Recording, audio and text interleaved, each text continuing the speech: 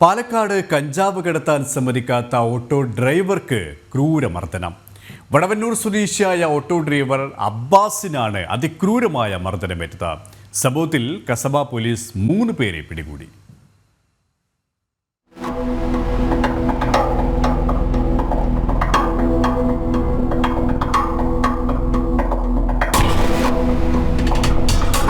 കഴിഞ്ഞ 1-ാം തീയതി വൈകിട്ട് 4:30-നാണ് കേസിന് ആസ്പദമായ സംഭവം ഉണ്ടായത്. വടവന്നൂർ സ്വദേശി അബ്ബാസിന്റെ ഓട്ടോറിക്ഷയിൽ കയറിയ 3 സംഘം ആദ്യം കൂട്ടുപാതയിലേക്ക് പോവാൻ ആവശ്യപ്പെടുകയായിരുന്നു.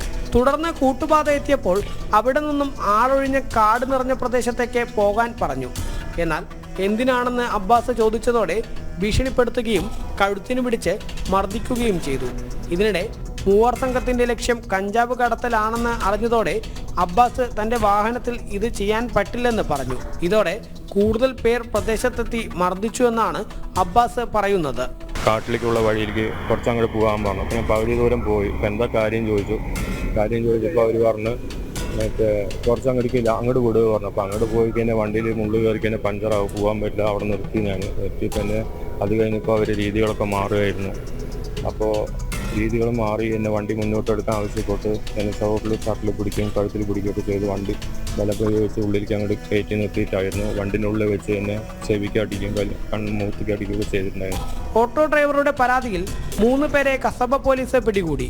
ചന്ദ്രനഗർ സ്വദേശികളായ ജിതിൻ എന്ന ജിത്തു, അനീഷ്, കൂട്ടുപാത സ്വദേശി സ്മികേഷ് എന്ന ഷാജി എന്നിവരാണ് പോലീസിന്റെ പിടിയിലായത്.